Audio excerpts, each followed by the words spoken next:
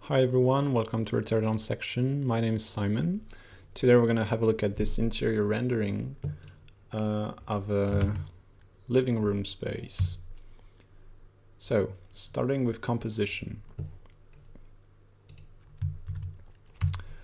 As you can see, we're dealing with a interesting space in double height, a lot of openings, a really interesting outside view, and kind of really stylish interior with moldings and stuff like that.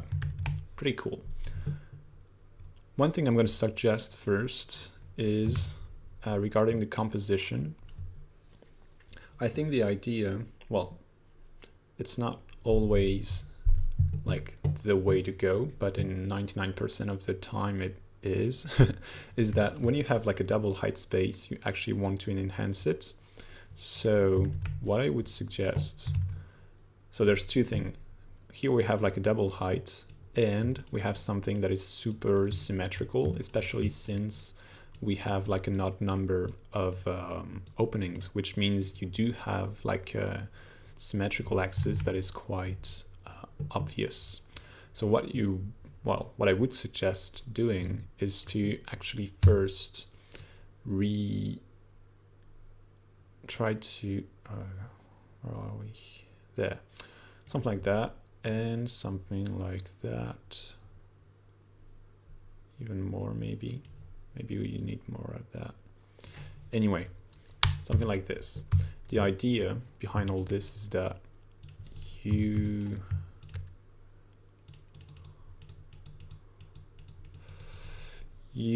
have, well, the idea sorry, is to enhance the fact that you have like a really nice height. Second thing is that by refocusing the center of your image in the center of the composition itself, you actually show like some sort of like it emphasize the quality of the space, because you show that it's like architecturally detailed and thought of. And the thing is, by not following that, if I go back to the original framing, is that what you're emphasizing in this case is actually this part here in terms of composition, strictly speaking, because as you can see, you have like 1/3 here, 1/3 here. So in terms of composition, the point of focus is this couch, not a couch, like a chair, whatever, and the television here. Whereas if you sort of recenter like that, good, recenter the framing like that, you actually get, actually refocus the intention on like the center of the space, which is more interesting. Of course, you'd have to, like here we're slightly tilted on the side, so what you want to do is to actually be perfectly frontal to this view and correct your verticals, which is already done, and correct your horizontals so that you perfectly face this wall and have like a really nice symmetrical composition.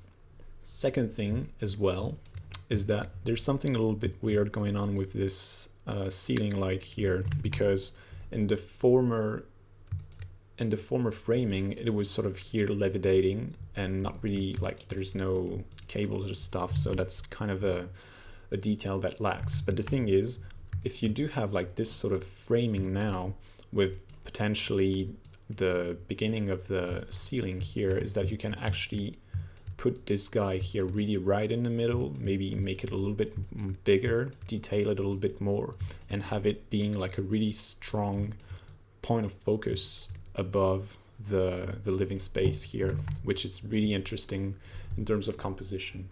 You just have to be careful as to how you model it and how you texture it, etc.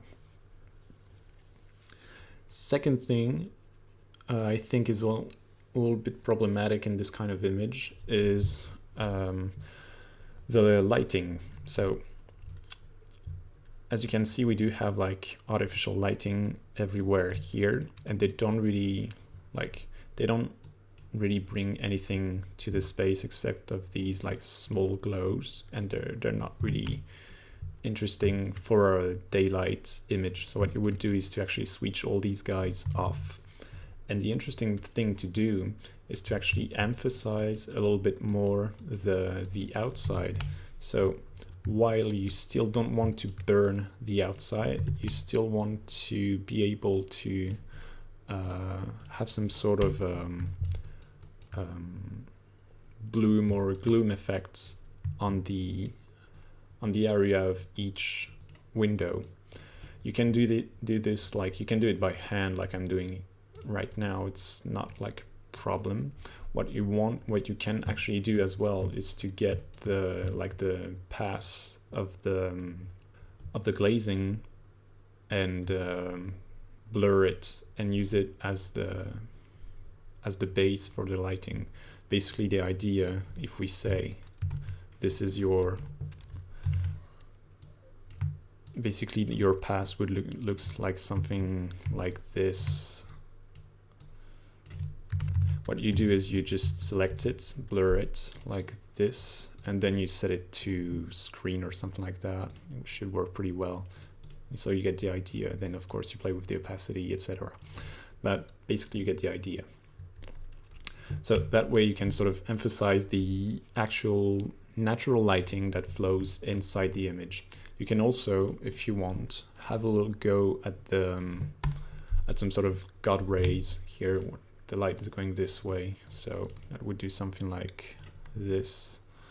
And then you just play around with the opacity because you don't want it to be too present, because you have to keep in mind that these types of God rays here only happens, well, the bigger, like the stronger the effects, it only means that there are more particles, in the air. And basically particles are dust, and like not something that basically mean your place is clean. So what you want is to have, like, you're always going to have particles in the air, of course, of dust and stuff like that, even if you clean it like a lot. The thing is, you want it to be extremely subtle so that when you turn off your layer you can see the difference, but when you actually look at your image you sort of just get a little bit of the principle. So as you can see here, if you look at the window here, that's the difference.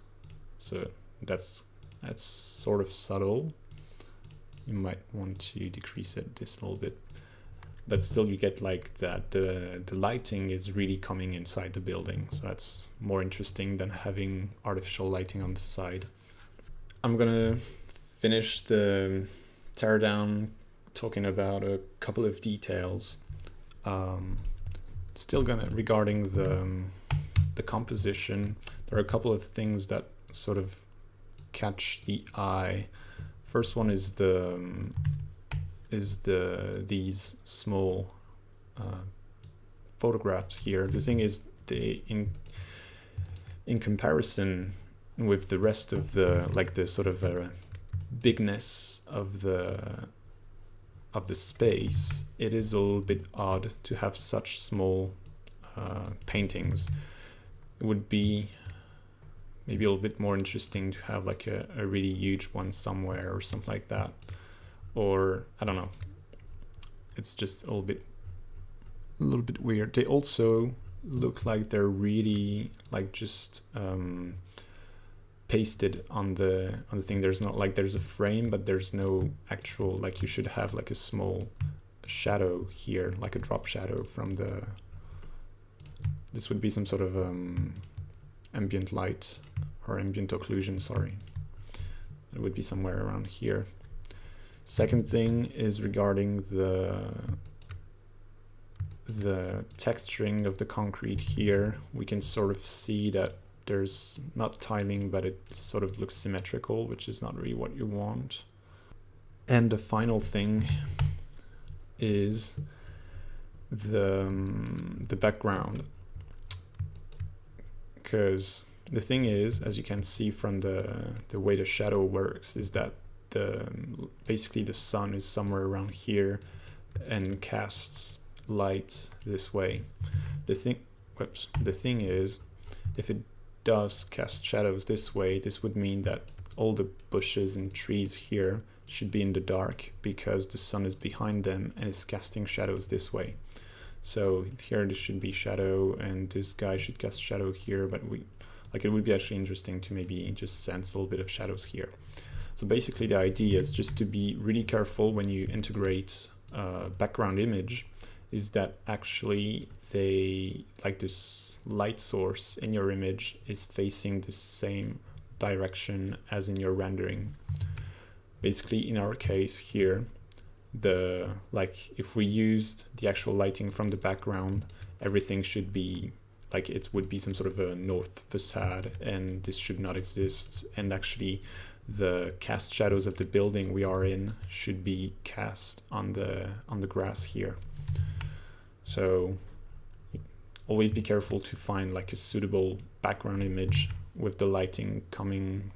You have to be careful of the light direction as well as the light hue, because sometimes you can have a blue hue in your image, whereas the lighting in your background is actually a setting sun, so it's going to be more of a orange hue, and all these kind of details you have to be conscious about.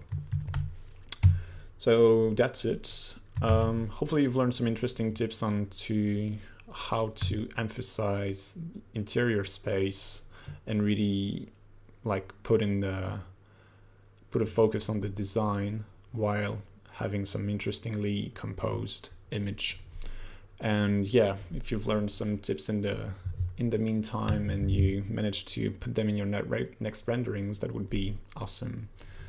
So yeah, thanks guys. Bye.